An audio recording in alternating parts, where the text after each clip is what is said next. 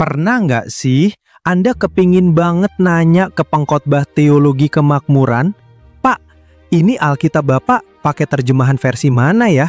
Soalnya kayaknya nggak cocok sama yang saya baca nih." Nah, ada satu pemuda di Amerika yang berani banget nanya langsung ke Joel Osteen soal ini. Gimana reaksinya? Dan apa yang bisa kita pelajari dengan perspektif reform? Yuk, kita bahas dengan santai dan sedikit senyum. Kita tonton dulu cuplikannya ya, supaya Anda nggak bilang saya ngarang.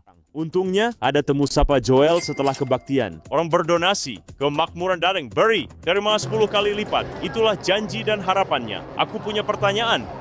Ingin tahu jawabannya. Apa dasar Alkitabiah yang sebenarnya yang membenarkan bahwa tindakan memberi itu adalah syarat mutlak untuk bisa diberkati oleh Tuhan? Dan apakah Joel Osteen benar-benar mengambil keuntungan dari firman Tuhan untuk memperkaya dirinya sendiri? Ayolah Joel, tolonglah biarkan kami masuk sebentar saja. Kumohon, tolonglah untuk satu orang lagi saja. Tolonglah kami, sungguh tolonglah Bu. Dia keluar tepat waktu. Kami punya banyak buku Tolong bertanda Bu, tangan. bisakah saya mendekat ke sana sebentar? Dengar baik-baik, Oh, ya. Anda harus membuat Baiklah. janji terlebih dahulu. Dan Anda harus cepat, jangan lama. Oke, aku Jangan mengerti. mulai Aku cerita tidak akan. umur Adil. 5 tahun. Oke. Terima kasih atas waktunya. Joel, apa kabarmu? Baik. Saya baik. Tanda tangan buku? Tenang hati. Baiklah, terima kasih. Terima kasih. Dari Austin, Texas. Joel, saya punya pertanyaan. Apakah Anda memanfaatkan firman Tuhan untuk keuntungan pribadi yang berlebihan? Atau Tidak. apakah Anda memutarbalikkan ajaran suci firman Tuhan Ini hanya dia, demi Pak. mendapatkan Terima kasih. uang? Kameranya ada di sebelah sana, Pak. Terima kasih. Kami sudah berjanji dan kamu juga harus berjanji. Ya, Hentikan semua baik, Bu. ini. Saya minta kamu tidak lakukan itu dalam ketaatan Tuhan. Dia berkat, kamu di sini, kami minta tidak, kamu tetap lakukan. Oke, benar. Baik, Tuhan berkati. Berkati. Berkati. Baiklah, pertanyaan mudah, kupikir. Tuhan memberkati. Saya tak tahu apa masalahnya. Sejujurnya, agak terbatas saat tanya. Berapa buku Anda jual hari ini? Lumayan banyak. Sudah jelas sekali, Joel itu cuma memberikan kesempatan untuk membeli buku barunya yang baru saja terbit. Maka dari itu... Luar biasa ya, berani banget bro ini. Dan jawaban Joel Osteen ya seperti yang bisa kita duga. Nah, saudara-saudara, inilah ciri khas pengajaran teologi kemakmuran. Bukan soal apakah Tuhan ingin memberkat, tentu kita percaya Tuhan baik. Masalahnya adalah dosa tidak diberitakan. Salib Kristus tidak dijadikan pusat. Kekudusan ditukar dengan hidup positif. Fokusnya Anda, bukan Tuhan. Dan ini memutarbalikkan esensi Injil. Injil itu bukan kabar kamu pasti bisa, tapi kabar kamu pasti binasa, kecuali diselamatkan oleh Kristus di kayu salib. Agak beda ya vibes-nya. Bro and sis, pelajaran penting buat kita. Jangan cuma tertarik sama pengkhotbah yang bikin kita feel good. Tanyakan selalu, apakah Injil sejati diberitakan? Apakah dosa dijelaskan? Apakah salib ditinggikan? Apakah Kristus pusatnya, bukan diri kita? Dan buat bro pemuda yang berani tadi, kita kasih jempol 3 ya. Tapi buat kita semua, yuk makin peka, makin kritis dengan Alkitab sebagai standar. Ternyata belum selesai. Bro pemuda ini lanjut lagi. Kali ini dia berdiri di tengah jemaat mengkritik kebohongan seorang pendeta kesembuhan palsu. Ini udah kayak level faithful reformer ya di zaman modern. Kita tonton dulu ya, biar nggak cuma katanya. Aku pun pergi ke gereja River yang terletak di Tampa, Florida, yang mereka klaim bisa melakukan mukjizat dan menyembuhkan berbagai macam penyakit seperti misalnya kanker, AIDS, kebutaan, tuli, Alzheimer, dan juga berbagai penyakit lainnya. Gereja jenis ini langsung dekati begitu masuk. Itu bombardir cinta. Mereka itu pecandu, dan mereka sungguh-sungguh putus asa untuk bisa berhasil. Ya. Mereka diberikan banyak sekali hal yang harus dilakukan, dan diberikan begitu banyak. Harapan palsu, ada berbagai cerita fantastis, penglihatan-penglihatan, kau tahu, mereka akan mulai.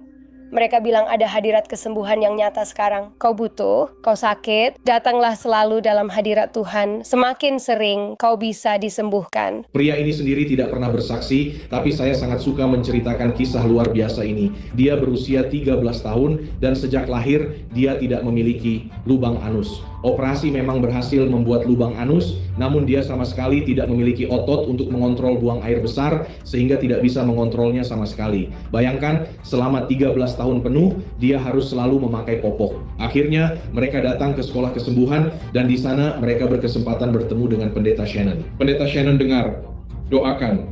Besok pagi bangun, dia bilang, pertama kali saya bisa kontrol buang air besar. Tuhan taruh otot untuknya. Saya tak mengada-ada, janji. Dia punya kuasa kebangkitan untukmu sekarang Rabu ini.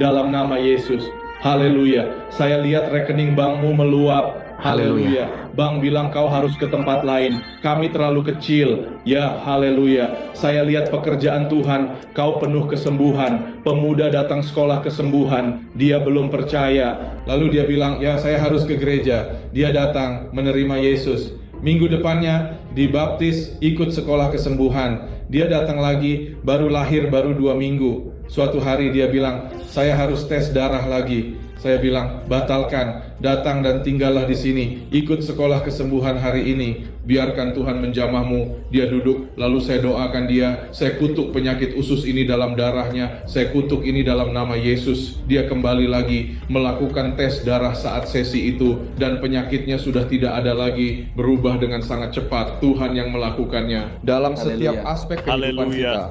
Baik itu pernikahan, kesehatan tubuh, kondisi keuangan, pekerjaan, sikap mental, maupun sukacita yang kita rasakan.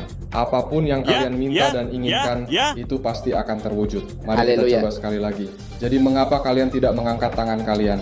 Terima kasih banyak, sungguh. Kau telah diambil hari ini. Dengan imanmu, kau bisa ambil, jangkau, terima dengan imanmu, jangkau. Dan terima dengan imanmu. Saya senang ibuku pergi. Dia tak di sini. Dia di sini sebentar. Wanita yang kupeluk dalam doa itu ibuku. Wanita yang kucium kepalanya. Saya hanya perjelas. Menikah satu wanita, ibuku. Ibumu seharusnya muak. Kau ini penipu ulung, penipu yang sangat licik dan tidak tahu malu. Dia akan membuat kalian terbunuh. Wih bro, ini bener-bener gak pakai rem ya. Dan reaksinya, ya seperti yang biasa terjadi. Kadang pendeta merasa diurapi, padahal yang diurapi malah dompetnya. Hahaha, penyembuhan palsu itu biasanya begini. Saya merasa ada yang lututnya sembuh. Saya merasa ada yang punggungnya sembuh. Saya merasa dompet saya makin berat. Amin. Lah, kok yang paling sembuh malah persembahan ya? Saudara-saudara, teologi kesembuhan palsu adalah salah satu penyimpangan terbesar di gereja modern. Alkitab tidak pernah menjanjikan bahwa semua orang percaya akan hidup bebas dari sakit penyakit di dunia ini. Tuhan masih berdaulat untuk menyembuhkan, betul. Tapi penyembuhan bukan hak otomatis, apalagi dipaketkan dalam seminar berbayar.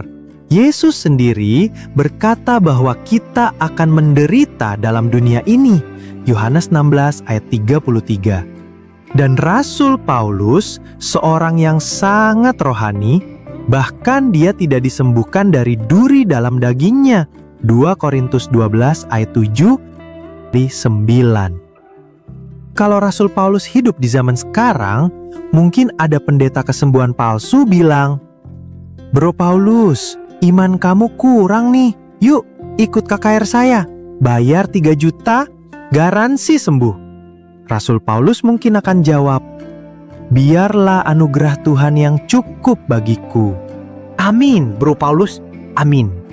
Hahaha, bro and sis, ingat, kesembuhan sejati yang paling penting adalah kesembuhan jiwa kita dari dosa. Kesembuhan fisik Tuhan bisa lakukan, tapi itu bukan janji mutlak untuk zaman ini.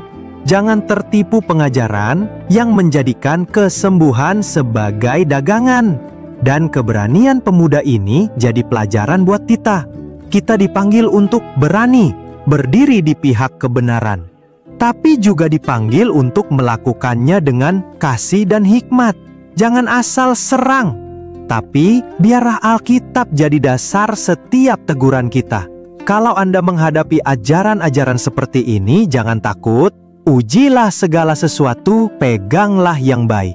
1 Tesalonika 5 ayat 21. Dan saya kira ceritanya sudah selesai. Ternyata belum, saudara-saudara. Bro pemuda kita ini naik level lagi. Langsung datang ke gerejanya Benny Hinn, dan saat Benny Hinn lagi khotbah, dia lari ke mimbar sambil teriak, "Benny Hinn, nabi palsu, penyembuh palsu." Wow, kalau ini film Marvel, udah kayak Final Boss ya. Hahaha. Kita tonton dulu cuplikannya biar kebayang dramanya. Kita video saya menyergap Benny Hinn di salah satu konferensi rohaninya yang besar itu. Apa yang akan kau tanyakan? Saya sungguh ingin diri memberikan presentasi Injil. Oke. Banyak dari orang-orang ini, saya tidak yakin mereka mampu memberikan presentasi Injil yang benar-benar bisa meyakinkan hati dan juga sangat akurat secara alkitabiah. Baiklah Daniel, saatnya kita minta Benny untuk memberikan beberapa jawaban. Semoga berhasil. Dia pembohong, keamanan, kalian terbunuh ajaran sesatnya, cepat! Setelah peringatkan orang sakit tentang penipu yang mengaku sembuhkan, setelah beli tiket $99, saya ke Chicago bertemu. Pembicara mereka, Benny Hinn. Kami sudah tiba di Chicago. Tanda-tanda badai besar sudah terlihat. Ini saatnya Benny menghadapi penghakiman. Tapi sebentar. Akan seperti susuri jalan, kau Jika Anda ingin dukung kerja lapangan kami, jurnalisme independen tak dibeli kepentingan korporat. Umat Tuhan berkata, amin. Silakan duduk saudara-saudari. Benny Hinn, nabi palsu, penyembuh palsu, penjual minyak ular. Kau Jangan minyak membuat ular. keributan di tempat kudus ini. Tenang, Cukup sudah, saya saudara. damai. Kau Cukup. penjual minyak ular. Kau hampir patahkan leherku. Ya Tuhan, santai. Dia menyalahgunakan firman Tuhan demi uang. Jangan pukul dia. Bantu orang itu keluar. Tidak apa-apa. Kalian memanfaatkan firman Tuhan demi uang. Baiklah, saudara. Coba tenang dulu. Bercerita diperlakukan seperti George Floyd, berbuat untuk bernapas, juru kamera itu langsung melarikan diri untuk menghindari nasib serupa. Kita akan masuk kitab suci. Bisa sekarang? Supaya bisa ditangkap. Dipukuli kameranya sendiri sampai babak belur. Dipukul 2 kali. Saya ditabrak 2 kali mobil golf. Diserang seseorang, dia terjang, lempar saya ke tengah jalan berbatu. Setelah itu mereka pukuli kepala saya. Mereka rebut kamera, coba hapus rekamannya. Aktif. Saya baru diikat, dibanting, diterjang. Pasha lari, tampaknya ditabrak mobil golf, dipukuli kepalanya, hapus rekaman. Situasi tidak baik. Kami ke rumah sakit sekarang, pastikan dia hidup. Tampaknya mereka hapus semua rekaman kamera. Hilang. Saya dilarang masuk. Saya ke rumah sakit, pastikan Pasha hidup. Ironisnya, Paul Grayson, saya ampun hajar habis-habisan. Kami hajar habis-habisan Pasha. Jadi kami akan periksa. Mereka rusak rekaman, hapus SD pertama. Bagaimana? Yang kedua, tak bisa disentuh, isinya separuh. Bagaimana perasaanmu? Apa terjadi? Apa mereka lakukan? Mereka tabrakmu? Mereka tabrak saya 2 kali, ancam mati. Lempar saya ke jalan terkunci, kepala dibenturkan. Aspal, 4 atau 5 orang tindih saya. Ya. Pukuli kepala, pergelangan kaki, lutut, rebut kamera. Pukul kepala pakai kamera. Salut anak uskup dan Willis. Polisi tak bertugas, Chad Willis. Lempar saya seperti boneka kain bersama. Pasukannya cekik ala George Floyd. Salut si botak brengsek keamanan coba bunuh Pasha mobil golf. Video ini bukan serangan iman, tapi tuntut pertanggungjawaban mereka yang putar balikkan firman Alkitab. Berani banget ya, tapi kita juga perlu bicara dengan jujur and bijak. Benny Hinn memang punya sejarah panjang dengan pengajaran kesembuhan palsu, nubuatan palsu, bahkan pengakuan publik bahwa sebagian dari pengajarannya dulu berlebihan atau salah.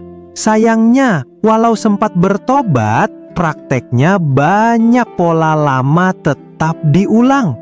Kadang saya mikir, Benny Hinn kayak punya menu tahunan. Tahun ini, kesembuhan massal. Tahun depan, restorasi keuangan. Tahun depannya, nubuatan revival global. Tahun depannya, minta maaf. Lalu, ulang dari awal lagi. Loop yang nggak ada di Alkitab, saudara-saudara. Hahaha, bro and sis, ini pelajaran penting. Tidak semua yang berkhotbah di atas mimbar itu benar. Tidak semua tanda dan mujizat itu dari Tuhan. Iblis pun bisa memakai tipuan untuk memukau orang banyak. Itulah sebabnya Reform Theology sangat menekankan sola scriptura. Alkitab saja standar kebenaran, bukan tanda-tanda, bukan perasaan, bukan mujizat spektakuler. Kalau pusat khotbahnya bukan Kristus yang disalibkan dan dibangkitkan, itu sudah red flag besar. Kalau jemaat lebih excited lihat orang roboh massal daripada mendengar pengajaran tentang salib, maka yang roboh duluan adalah pengertian rohaninya. Sekarang soal tindakan bro pemuda ini. Apakah saya dukung gaya lari ke mimbar dan teriak? Saya dukung keberaniannya berdiri bagi kebenaran. Tapi saya juga ingatkan, kita harus tetap pakai hikmat dan cara yang sesuai Injil. Ada cara yang lebih baik untuk menyampaikan kebenaran. Jangan sampai kebenaran yang kita bawa terhalang oleh cara yang sembrono. Namun, saya hargai hatinya. Karena hari ini, terlalu banyak orang Kristen diam, sementara nabi palsu terus berbicara. Mari kita belajar untuk berani berkata benar, dengan kasih, dengan hikmat, dengan pengajaran yang berakar kuat dalam Injil Kristus. Bro and sis, pesan utama hari ini, ujilah segala roh. Jangan cepat terkagum-kagum oleh showmanship rohani.